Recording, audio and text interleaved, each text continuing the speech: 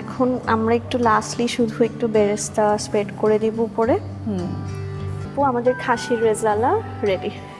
Thank you so much আপু। লুবনা আপুর recipe খুব সুন্দর করে সাদি আপু তৈরি করে দিয়েছেন খাসির রেজালা। বাংলার সেরা 100 রেসিপি।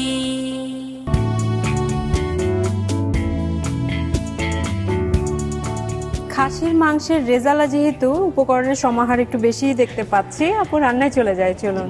ফার্স্টে আমাদের হচ্ছে খাসির মাংসটাকে একটু ম্যারিনেট করে নিতে হবে। প্রথমে আমি একটা বোল নিয়ে নিলাম। এখানে 1 কেজি পরিমাণ খাসির মাংস আছে, এটা আমি এখানে নিয়ে নিচ্ছি। এখানে আমাদের কাছে একটা মিশ্রণ আছে, এই মিশ্রণটা হচ্ছে টক দই আর পেঁয়াজ বেরেস্তা একসাথে ব্লেন্ড করা।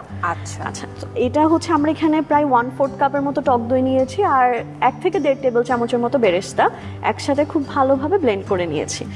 এটা আমি এখানে দিয়ে দিচ্ছি।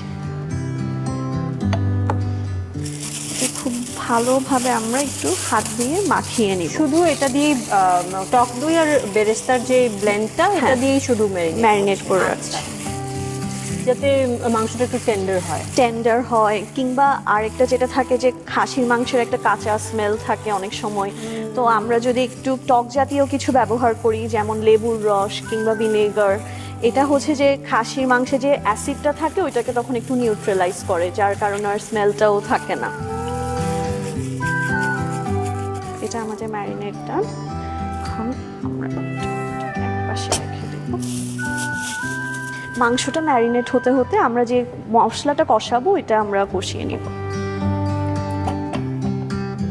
চুলাটা অন করে দিলাম। প্যানটা একটু গরম হলে এতে আমরা তেল আর ঘিটা অ্যাড করে দিব। প্যানটা গরম হয়ে গেছে আপু, এখন আমরা এটাতে তেল অ্যাড করে দিচ্ছি। তেল অ্যাড করে দিলাম আর সাথে এটাতে কিন্তু একসাথে ঘি যাবে।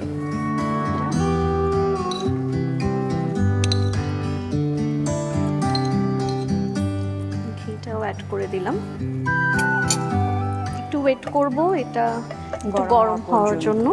সবকিছু আসলে বাটা মশলাই করছি যেহেতু রেজালা, এখানে কোনো কাটা মশলা বা পেঁয়াজ কুচি এসব যাচ্ছে না। এখন তেলটা গরম হয়েছে, আমরা এখন এটাতে একে একে পেঁয়াজ বাটা অ্যাড করব। কতখানি দিচ্ছি? 1/4 কাপের মতো আমরা পেঁয়াজ বাটা দিচ্ছি।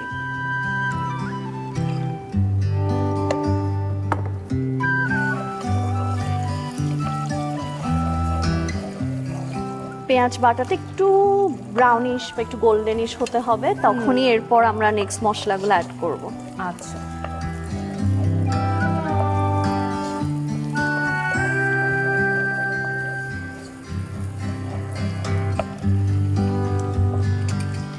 এটা অলমোস্ট গোল্ডেন হয়ে এসেছে। এখন আমরা হচ্ছে যেটা আমাদের রসুন বাটা আর আদা বাটা আছে ওটা অ্যাড করব। এখানে 1 টেবিল চামচের মতো রসুন বাটা দিয়ে দিলাম। দিয়ে দিলাম 1 টেবিল চামচের মতো আদা। যেহেতু এটা মিটে কিন্তু আদার পরিমাণটা একটু বেশিই যায়, ওইটা আদাটা মেইনলি এটাকে আরো টেন্ডারাইজ করে। আমরা মশলাটা ভালোভাবে একটু কষিয়ে নিব। আমরা জাস্ট 2 মিনিট এটাকে একটু নেড়ে চেড়ে কষিয়ে নিব যাতে কাঁচা স্মেলটা একদম চলে যায় মশলা। 2 মিনিট হয়ে গেল। এখন হচ্ছে আমরা এখানে কিছু গুঁড়া মশলা অ্যাড করব।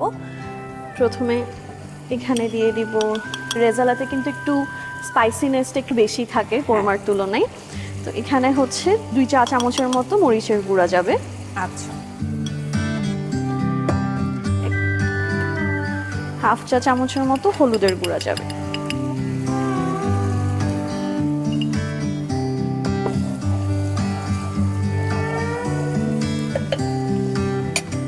পোস্ত দানা বাটাটা আমরা দিয়ে দিচ্ছি এখানে, এটা 1.5 থেকে 2 টেবিল চামচের মতো দিয়ে দিচ্ছি আমরা। পোস্ত দানা বাটা, জিরা বাটা দিয়ে দিচ্ছি।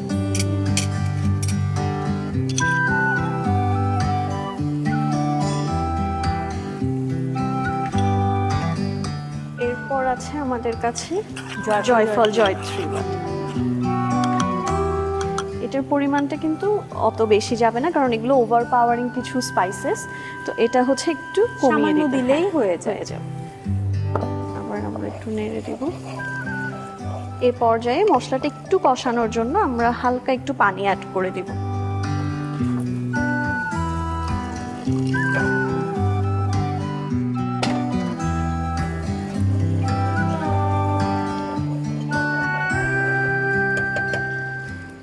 মশলাটা একটু আমরা 2 মিনিট কষানোর জন্য একটু ঢেকে দিব।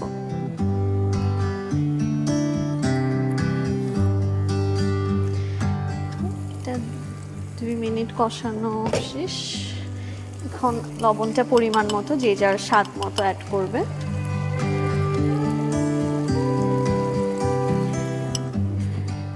এরপর এখানে আছে এলাচ গুঁড়া, অল্প একটু দিয়ে দিলাম। এখানে আছে দারচিনি গুঁড়া।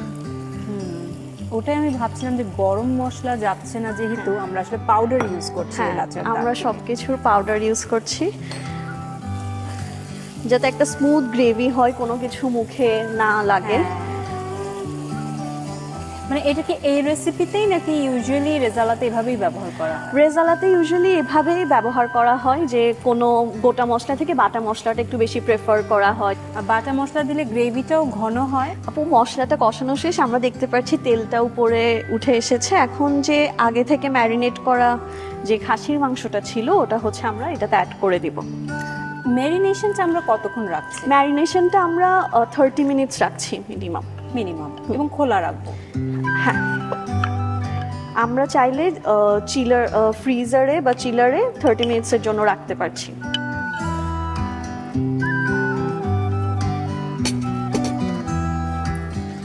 ফার্স্ট 5 মিনিটসে আমরা হচ্ছে ফ্লেমটা একটু হাই রাখবো যাতে একটা বয়লিং পয়েন্টে চলে আসে। এরপর হচ্ছে এটাকে আমরা খুবই লো ফ্লেমে এটাকে কুক করব।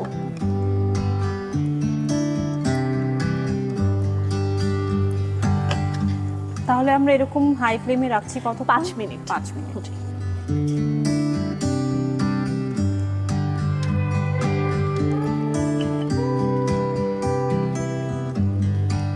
আপু এটা 5 মিনিটস আমরা হাই ফ্লেমে কুক করেছি।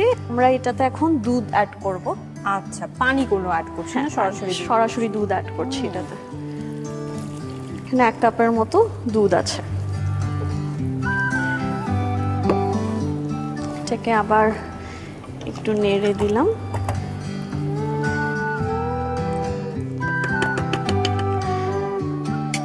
এখন আপু এটাকে আমরা একটু লো ফ্লেমে 30 মিনিটের জন্য কুক করব।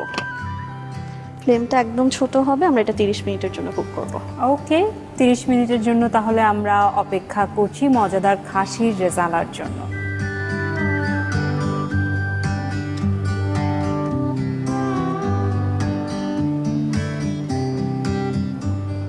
মিনিট তো প্রায় হয়ে গেছে আপু, এবং অলরেডি যদিও ঢাকনা দেয়া আছে কিন্তু অ্যারোমা কিন্তু ছড়িয়ে গেছে।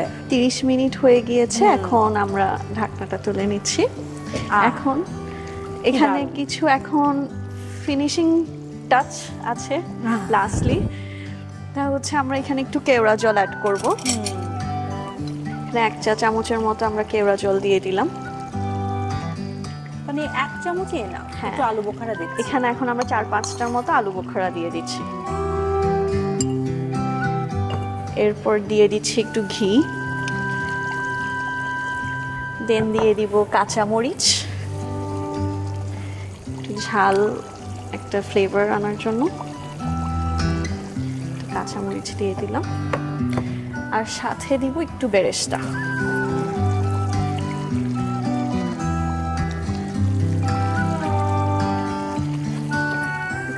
দিয়ে এখন এটাকে আবার একটু আমরা একটা নাড়া দিয়ে,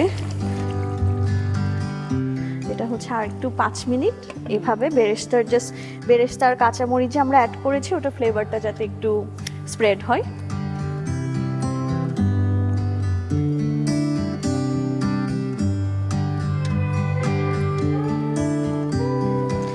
আপু 5 মিনিট হয়ে গিয়েছে, এখন লাস্টলি আমরা একটু চিনিটা অ্যাড করে আমরা এটাকে নামিয়ে নিব। এখানে অল্প একটু চিনি তো জাস্ট টেস্টটাকে ব্যালেন্স করার জন্য হালকা হালকা, এরপর ঢেকে দিব অ্যান্ড আমরা ফ্লেমটা অফ করে দেব। দারুণ, ইয়েস। আমার খুব খুশি খুশি লাগছে খাসি রেজালা তৈরি। খাসি আমার খুব পছন্দের একটি মাংস বলা চলে, এবং খাসি রেজালা বলতে বলতেই মুখে পানি আসছে।